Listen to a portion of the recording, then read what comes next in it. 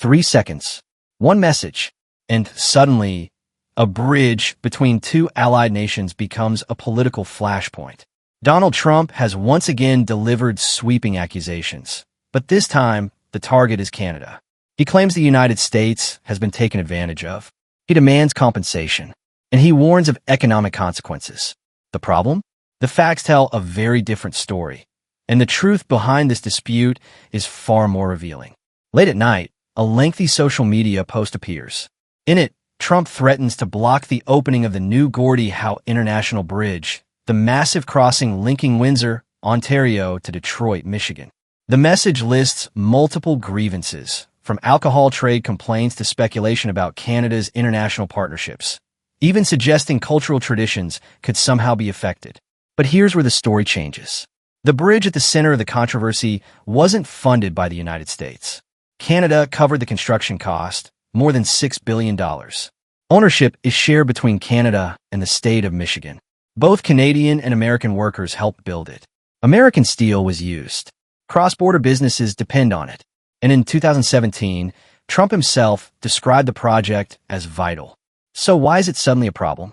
Observers quickly noticed a pattern. A narrative built first, verification second. The claims spread rapidly, turning confusion into political tension. Within hours, headlines formed, markets watched closely, and diplomats prepared responses. This is where leadership styles diverged. Canadian Prime Minister Mark Carney responded calmly. No personal attacks. No escalation. Just documentation. He explained the financing, the shared ownership, and the economic importance of cooperation. The message was simple. This bridge represents partnership, not imbalance.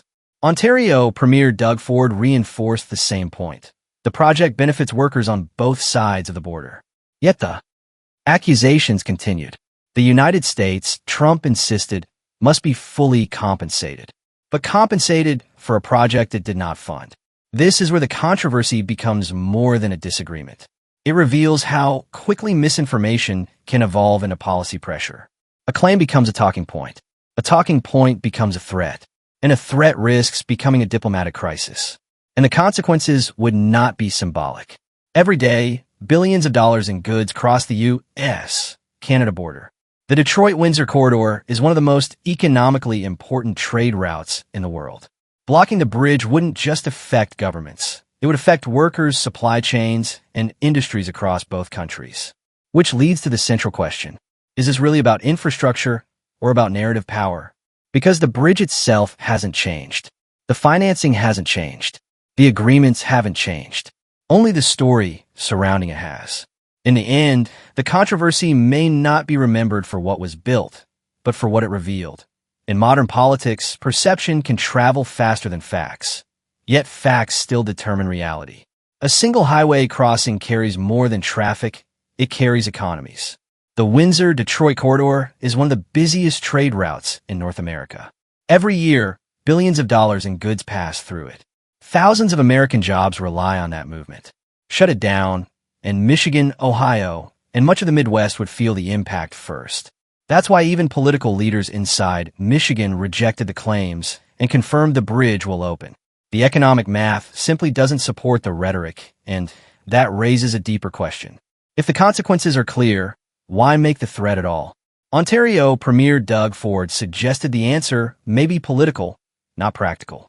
He openly questioned whether the warning would ever be carried out, arguing that damaging cross-border trade would hurt American industries and voters ahead of elections. In his view, the statement looked less like policy and more like performance. Then came a factual breakdown. Claims circulated that the United States had no ownership, no workers, and no materials in the project. Ford responded directly. Ownership is shared with Michigan. American labor participated, and U.S. materials were used. Not interpretation, verification. And under basic scrutiny, the narrative weakened. But the conversation moved beyond construction details. Ford warned Canada not to concede under pressure. He rejected the idea that Canada benefited unfairly and framed the issue as national respect rather than confrontation. The message wasn't escalation, it was boundary setting. Negotiations, he implied, cannot begin with false premises. So what is really driving the dispute? It may not be the bridge itself. For decades, the United States held strong economic leverage as Canada's dominant trading partner. That dependence shaped negotiations and limited options. But under Prime Minister Mark Carney, Canada expanded trade ties beyond North America, strengthening relationships with Europe and Asia. Diversification reduced vulnerability to political shifts in Washington. And when leverage changes, reactions often follow. Confrontational trade policies encourage partners to seek alternatives. Canada adapted strategically. The